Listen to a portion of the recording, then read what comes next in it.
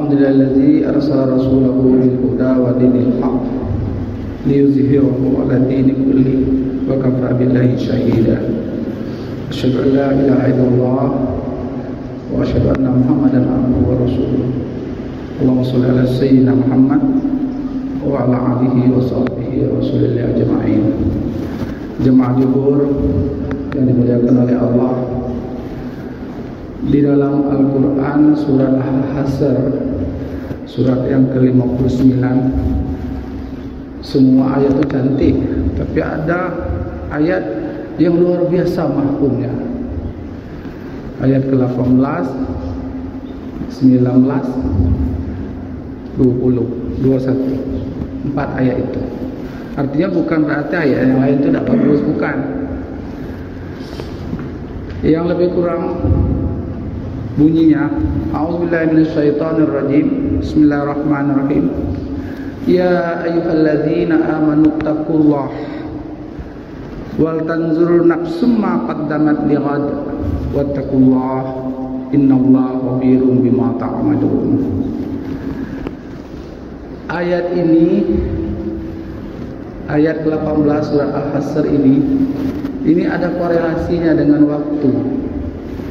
Berkaitan dengan waktu ini, kita tak lepas daripada rencana, lalu pelaksanaan dan evaluasi. Nah, pagi-pagi dengan kasih sayang Allah, Allah SWT sudah memberikan petunjuknya nih dalam ayat ini. Ya ayyuhalladzina amanu, panggilan mesra, hai orang-orang yang beriman. Wattaqullah, bertakwalah kepada Allah. Kita sudah tahu takwa ini adalah semaksimal mungkin kita berusaha menjalankan perintah Allah, dan kita semaksimal mungkin berusaha untuk menjauhkan larangan Allah. Lalu lanjutan dari ini, wattaqu wal tanzur nafsu ma qaddamat lighad. Hendaklah kamu memikirkan apa yang nak kau buat untuk hari esok. Ini planning. Kalau dalam teori manajemen konstruksi itu, William Terry berikan teori POAC, planning, organizing, executing, and control. Minimal ada rencana, ada pelaksanaan, ada pengawasan. Namun di sini ayat ini lebih dahsyat lagi. Wal tanzur nafsu ma qaddamat lighad. Maknanya apa? Sudah kita disuruh, dipanggil sebagai seorang beriman, lalu kita disuruh bertakwa, lalu kita tuh disuruh membuat planning supaya hidup kita ini bukan di dunia saja, lihat sampai ke akhirat, untuk kita persiapkan. Ya, yang jelas dengan niatlah kita belajar. Sudah itu kita ulang-ulangi, kita latih, kita amalkan dan sampaikan. Lalu dari ini lanjutan ayat ini, wattaqullah, diulangi lagi, bertakwalah kepada Allah. Innallaha khabirum bima ta'malun. Sesungguhnya Allah tu maha teliti. Ini computerized nih.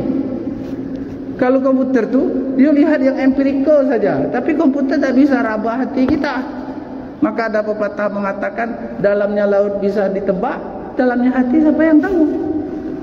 Nah, jadi lihat wattaqullah innallaha khabirum bima ta'malun. Allah tahu apa yang kita buat. Jangankan yang nampak, dalam hati itu apa tahu, niat kita tu tahu. Niat kita ke masjid nak ngapo tu tahu. Niat saya ni Allah tahu. Makanya kalau kitab Muktabar Imam Nawawi itu, Riyadhus Shalihin itu, babu awalnya bukan bicara taharah, tapi dia bicara apa? Niat. Innama a'malu binniyat. Karena niat itu penting. Niat lurus kadang-kadang bengkok di tengah jalan. Apalagi niat sudah bengkok. Niat kita lurus, tapi kadang-kadang sampai masjid, badan kita di masjid, pikiran kita di luar masjid. Kadang-kadang ada lagi lebih jahatnya lagi. Minta maaf, ambil yang baik, tinggalkan yang buruk. Sendal yang bagus diambil, sendal yang buruk ditinggalnya. Ini dahsyat nih. Banyak nih sekarang nih, ya. Nah, ayat ke-19-nya dahsyat lagi tuh. Wala takunu kalladzina nasullaha fa'ansahum anfusahum ulaika humul fasikun. Maknanya Maaf, kita sama-sama belajar nih muzakarah. Wala takunu kalladzina nasullah. Kalau kita lupa Allah, melupakan Allah, ya. Ini bagak nih, orang yang lupa dengan Allah nih. Kita lupa dengan bos bos tak tengok kita. Kita lupa dengan Allah. Allah yang menciptakan langit dan bumi dan segala isinya. Itu lama-lama dia akan lupa dengan dirinya sendiri. Wala takunu kalladzina nasullah fansahum anfusahum ulaika humul fasiqun. Itulah orang fasik tuh. Orang yang lupa Allah dan lupa pada dirinya sendiri. Kita nak contoh macam mana orang lupa dirinya sendiri itu. Tengok orang mabuk tuh. Apalagi kuda kepang. Kuda kepang tuh manusia. Kalau dia lagi sadar makan nasi, tapi kalau lagi mabuk makan beling dia tuh. Makan sabut. Kita bukan kuda kepang. Cuma kalau kita ni kadang lupa dengan jabatan, dengan tanggung jawab, macam-macam kita buat. Itulah sayangnya Allah. Suruhnya kita berzikir, suruhnya kita solat. Karena solat ini luar biasa. Solat ini, dalam solat tu ada baca Quran, ada zikir. Di dalam zikir tidak ada baca Quran, tidak ada solat. Maka hebat solat. Maka sahabat ditanya, ya Rasulullah, amal apa yang hebat, yang luar biasa setelah iman? Solat. Jadi kita bersyukur nih, kita Allah pilih ya dengan kekurangan dan kelebihan ya. Kita masih dipilih Allah untuk dapat solat tepat waktu, dapat ke masjid, dapat berjemaah. Pasti Allah tidak dusta dengan janji-janjinya. La yastawi ashabun nar wa ashabul jannah, ashabul jannati humul faizun. Di sini Allah kabarkan kesuksesan itu. Akan masuk surga itu, itulah orang yang sebenarnya yang beruntung, yang paling mendapat kemenangan. Kalau dunia ini relatif. Hari ini dilantik dia jadi gubernur atau jadi menteri, jadi kadang-kadang masuk penjara dia. Hari ini di Ponegoro Imam Bonjol dibilang teroris oleh Belanda. Belanda lari, dia pahlawan. Itulah dunia. Jadi kita tidak bisa nengok di awal, di tengah, tapi juga kita harus nengok all in, utamanya di akhir. Analoginya, kalau kita pergi ke gunung api, gunung tu ada api, makin dekat dengan gunung tu makin panas gitu. Kalau kita nak ke gunung es, makin dekat ke gunung tu kita makin dingin tuh. Hidup kita tu lebih kurang macam itulah. Kalau makin ujung kita tu makin gelisah, something wrong gitu. Cepat-cepat kita hadir di majelis ilmu, datang ke masjid, datang orang dekat dengan orang soleh. Karena bukan orang miskin gelisah, orang kaya pun gelisah juga. Karena sematan kebahagiaan dan ketenangan itu bukan di kaya di miskin, tetapi orang yang ingat Allah dan takwa kepada Allah. Dia boleh miskin, dia tak boleh tak punya pangkat, tapi kalau imannya sahih, amalnya soleh, dia bertakwa, dia tenang. Maka Allah katakan orang kaya bawa agama, amal agama, Allah muliakan. Orang miskin bawa agama, amal agama, Allah muliakan. Orang gagah bawa agama, amal agama, Allah muliakan. Orang borok pun, hitam pun bawa agama, amal agama, Allah muliakan. Contoh orang buta, dia syukuri. Lalu dia potensi itu dia maksimalkan apa? Quran. Masya Allah. Ini tanda bukti. Jadi kita tengok, nampak orang itu sederhana, dia tenang deh. Buktinya apa kalau orang yang dapat hidayah tuh? Dia enak menjalankan perintah Allah tuh dalam keadaan apapun. Dia sakit pun dia ada nak mengeluh, Rabbana ma khalaqta hadza batila. Dia tahu bahwa dunia ini sementara. Dunia ini tempat ujian. Kaya ujian, miskin ujian, punya pangkat ujian, tak punya pangkat ujian. Tua ujian, muda ujian. Al-Muluk ayat 2. Khalaqal mauta wal hayata liyabluwakum ayyukum ahsanu amala. Maka Al-Quran ini bukan sekedar bacaan. Jadi kalau kita baca berulang-ulang dapat pahala dikali 10, tapi kalau kita pahami lagi, kita dalami lagi, kita aplikasikan dalam kehidupan, Masya Allah, memang solution, menjadi jawaban kehidupan, menjadi pedoman dalam kehidupan.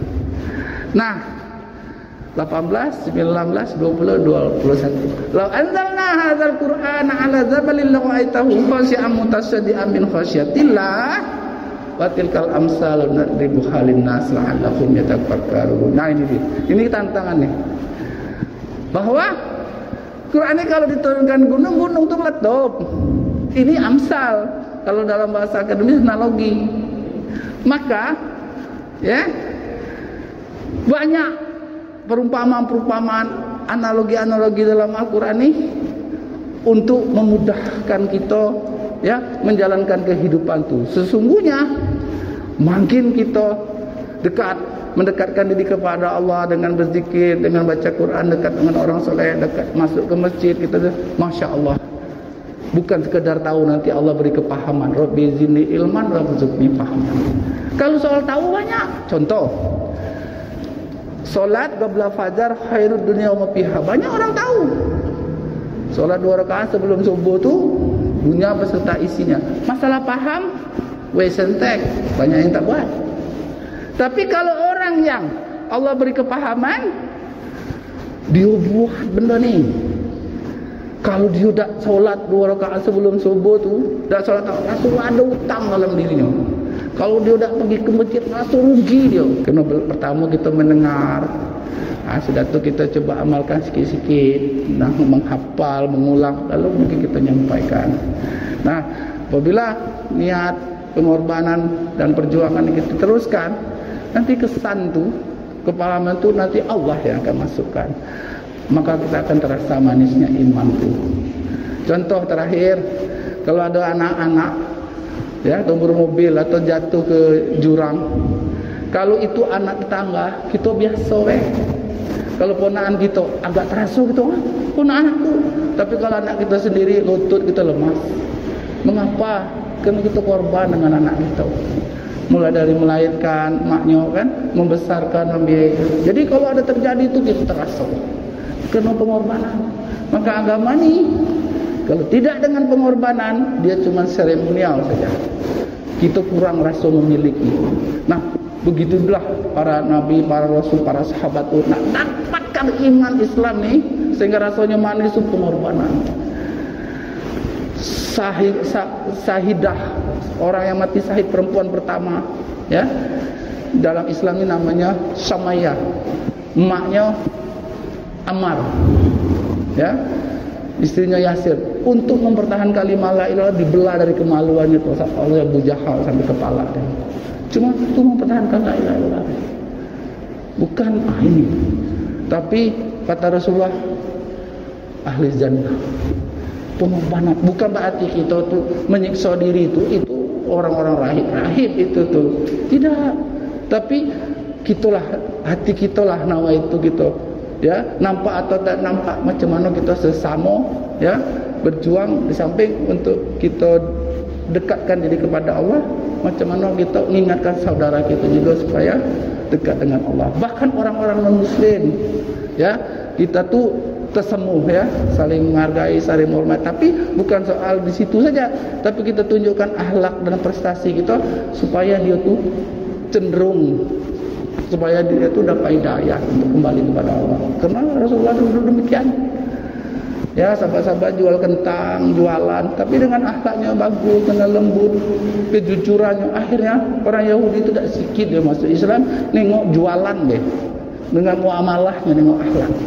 Nah, jadi kalau dah ini kita pikirkan, maka kita sama kita bergaduh. Hal yang sepele-sepele. Kenapa? Ya kita tengok ni dunia ni baik. Kalau kita tengok akhirat, dunia ni pasti punya masalah, laki bini pun kita punya masalah. Apalagi satu institusi, apalagi tetangga. Tetapi bukan ini masalah yang sebenarnya. Masalah sebenarnya hubungan kita dengan Allah tu. Nah, ini masalah yang itu tu turunan baik. Tapi kalau dah kacamata tu gelap, mati hidup, inilah masalah. Akhirnya apa? Mengorbankan yang besar, mengorbankan yang infinitif, yang selama-lamanya. Walal akhiratu khairun wa abqa. Inilah yang dapat kami sampaikan. Renungan 4 ayat ni boleh kaget ditengok-tengok. Nah, saya pun masih belajar ya. Surat Al-Hasr, surat 59 ayat 18, 19, 20, 21. Lebih dan kurang mohon maaf.